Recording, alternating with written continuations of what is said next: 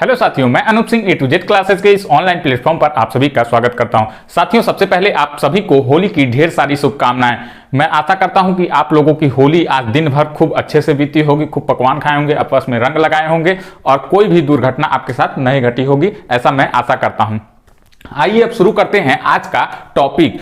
जो आज का टॉपिक है, बहुत लोग एसएमएस किए हुए हैं, सर जो ऑब्जेक्शन वाला है उसको हम लोग कैसे डालें, कि कैसे ऑब्जेक्शन कर सकते हैं, साथ ही साथ ऑब्जेक्शन से क्या फायदा है, उसकी कितनी फीस लग रही है, और अभी किन्हीं किन्हीं लोगों का पूरा प्रश्न ही नहीं दिखा रहा है तो वो ऑब्जेक्शन कहां से डालेंगे, ये भी एक बहुत बड़ी समस्या बनी हुई है। तो यही सब आज हम लोग बातें करने वाले हैं। पूरी क्लास देखिएगा, सब कुछ डाटा आप लोगों को समझ में आ जाएगा। ध्यान से सुनिएगा मेरी बात।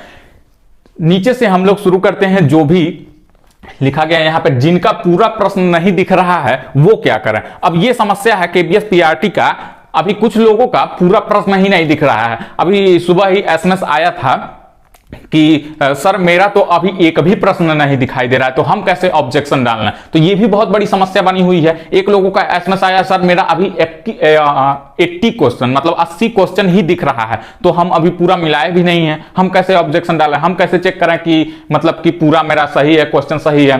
तो ये समस्या बनी हुई है। तो जिनका भी पूरा क्वेश्चन नहीं दिख रहा है वो थोड़ा और वेट कर लें, आज रात तक या फिर कल तक उनका पूरा क्वेश्चन दिखने लगेगा। ठीक है, तो उनके लिए कुछ भी नहीं करना है, क्या करना है, थोड़ा सा वेट कर लेना है, उनका पूरा क्वेश्चन क्या हो जाएगा, दिखने लगेगा, शो करने लगेगा। फिर उसके बाद आप क्या कर सकते हैं, उसको चेक करिए, पूरा प्रॉपर चेक करिए। जो भी प्रश्न दिया गया है, जो भी आपने उत्तर लगाया है, जो भी आयोग ने उत्तर दिया है, क्या वो प्रश्न सही है, क्या वो उत्तर सही है।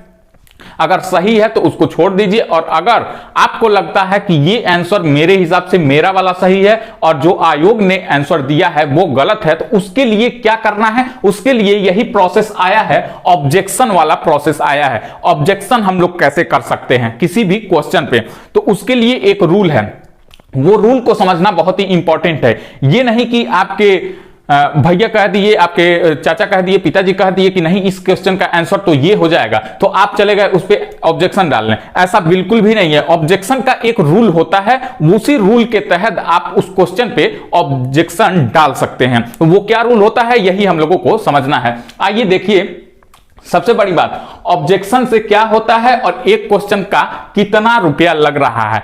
ये केबीएस वालों को मतलब कि इतनी पैसे की भूख है। एक तो पहले इन्होंने फॉर्म का ले लिया 1500 रुपया, फॉर्म का इन्होंने फॉर्म भरवाई ले लिया 1500 रुपया। उसके बाद अब एक क्वेश्चन अगर आपका गलत है तो अगर आप उस पर ऑब्जेक्शन डाल रहे हैं तो उसका कितना है, तो उसका है 1000 रुपया। 1000 रुपया। अब 1000 रुपया अगर आपने किसी 5 क्वेश्चन पे ऑब्जेक्शन डाला, मान लीजिए कि आपने किसी 5 क्वेश्चन पे ऑब्जेक्शन डाला कि ये मेरे हिसाब से ये है, तो उन 5 क्वेश्चन का तो लग जाएगा आपका 5000 रुपया।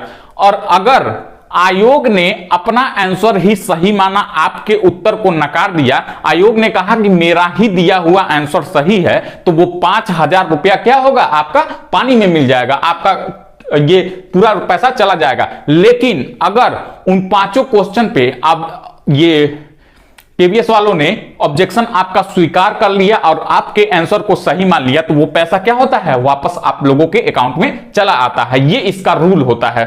ठीक है, अगर आप सही हैं तो पैसा आपका, और अगर आप गलत हैं तो पैसा चला जाएगा। ठीक है, ये रूल होता है। तो 1000 रुपया एक क्वेश्चन का, पर क्वेश्चन का, इतनी इन लोगों की पैसे की भूख है। अब जिसको करना भी रहेगा ये डर के मारे नहीं करेगा कि मतलब 1000 रुपया लग रहा है, 2 ही क्वेश्चन करेंगे तो 2000 लगेगा, पता नहीं वो भी मान्य होगा कि नहीं मान्य होगा, तो 2000 रुपया चला जाएगा। इतना इन लोगों को पैसे का भूख है, मतलब कि खैर ये तो हो गया कि एक क्वेश्चन का कितना रुपया लग रहा है। ऑब्जेक्शन से हम लोग जान लिए कि क्या होता है।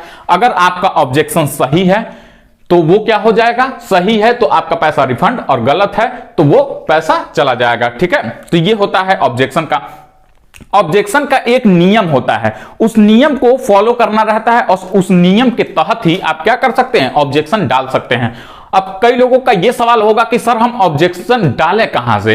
तो सबसे बड़ी बात, या तो आप केबीएस की वेबसाइट पे जाकर के वहां से ऑब्जेक्शन डाल सकते हैं, या आप देखेंगे सरकारी रिजल्ट वाले सेक्शन में जाएंगे तो आप केबीएस के किसी भी ऑप्शन को क्लिक करेंगे जहां से आप रिजल्ट देखते हैं, तो रिजल्ट वाले के नीचे वहां पे लिखा है ऑब्जेक्शन, रिजल्ट वाले के नीचे जो व्यू रिजल्ट है उसके नीचे लिखा हुआ है ऑब्जेक्शन, तो ऑब्जेक्शन वाले पे क्लिक करिएगा, वहां अपना रोल नंबर, अपना डेट ऑफ बर्थ डालिएगा, वहां से ओपन करिएगा और जिस भी क्वेश्चन का आपको ऑब्जेक्शन डालना है, ध्यान से यहां से सुनिएगा, बहुत ही इंपॉर्टेंट बात बताने जा रहे हैं। जिस भी क्वेश्चन का आप लोगों को ऑब्जेक्शन डालना है उस क्वेश्चन को लिखिए, उसके बाद उस क्वेश्चन को क्लिक करिए, उसके बाद ऑब्जेक्शन के लिए सबसे महत्वपूर्ण बात क्या होती है ये ध्यान में रखिएगा। सबसे महत्वपूर्ण बात, आपके पिताजी कह दिए, आपके चाचा जी कह दिए, आपके भैया जी कह दिए कि नहीं इस क्वेश्चन का आंसर ये है, तो वो मान्य नहीं होता है। प्रॉपर एक बुक के तहत आप लोगों को ये ऑथेंटिक बुक होनी चाहिए, न ही कि कोई गाइड होनी चाहिए। किसी भी गाइड में लिखा हुआ आंसर मान्य नहीं होता है, एक प्रॉपर बुक होना चाहिए और उस बुक का राइटर सहित आपको क्या लिखना रहता है, पेज नंबर लिखना रहता है। पेज नंबर, साथ ही साथ बुक का नाम, साथ ही साथ बुक के राइटर, ये पूरा डिटेल भर के वो भेजना पड़ता है एक क्वेश्चन का। तो बुक का नाम लिखना पड़ता है कि इस बुक में इस पेज नंबर पे ये राइटर हैं, ये इन्होंने इसका आंसर ये दिया हुआ है। ठीक, ये किसी भी गाइड से मान्य नहीं होता है, ये सबसे बड़ी बात है। किसी ऑथेंटिक बुक से, किसी अच्छे लेखक द्वारा लिखी गई बुक से ही यह मान्य होता है, इतना ध्यान में बिठा लीजिए। और कोई भी कह दिया कि मुंह उठा के नहीं इस क्वेश्चन का आंसर ये होता है, तो वो भी मान्य नहीं होता। प्रॉपर एक बुक से ही मान्य होना चाहिए, ठीक है। या फिर किसी बड़े एग्जाम में वो क्वेश्चन आया हुआ हो और आयोग ने उसका आंसर कुछ और माना हो, तो वो भी आप लोग वहां पे दे सकते हैं। तो ये तो हो गया पूरा प्रोसेस कि कैसे हम लोग जाने ये ऑब्जेक्शन डालें, ठीक है। आप केबीएस की वेबसाइट पर जाकर के ऑब्जेक्शन डाल सकते हैं, ऑब्जेक्शन वाले क्लिक करके, और साथ ही साथ आप सरकारी रिजल्ट में जाकर के ऑब्जेक्शन वाले सेक्शन में जाकर के क्लिक हियर जो लिखा हुआ है उस पर क्लिक करेंगे, उसके बाद वहां से आपका खुल जाएगा। पूरा आपका यही प्रोसेस है। आप लोग जान गए होंगे कि एक ऑब्जेक्शन डालने का कितना 1000 चार्ज ले रहे हैं। सब पूरी बातें आप लोगों को मैंने बता दिया कि कैसे क्या होगा। जिनका पूरा क्वेश्चन नहीं शो कर रहा है, घबराने की कोई जरूरत नहीं है, 1 से 2 दिन में वो पूरा शो हो जाएगा। साथ ही साथ आप लोग जानते हैं कि ऑब्जेक्शन डालने के लिए एक लिमिट समय दिया जाता है, उस लिमिट समय के अंदर ही आप डाल सकते हैं। ये नहीं अब चले हम 2 महीने के बाद ऑब्जेक्शन डाल देंगे, तो ऐसा भी बिल्कुल भी नहीं होता। 4 से 5 दिन, ज्यादा से ज्यादा 1 हफ्ते का समय दिया जाता है, उसी के अंतर्गत आप लोगों को ऑब्जेक्शन डाल देना रहता है। फिर उसके बाद से आयोग वो अपना आंसर की सही करके फाइनली रिजल्ट दे देता है। ये पूरा प्रोसेस होता है इसका, ठीक है। तो आई होप ये पूरा आप लोगों को प्रोसेस समझ में आया होगा। और अगर आप लोगों को वीडियो अच्छी लगी हो तो वीडियो को लाइक कीजिए, शेयर कीजिए। जो लोग चैनल से नए जुड़ रहे हैं, चैनल को सब्सक्राइब कर लें। धन्यवाद साथियों।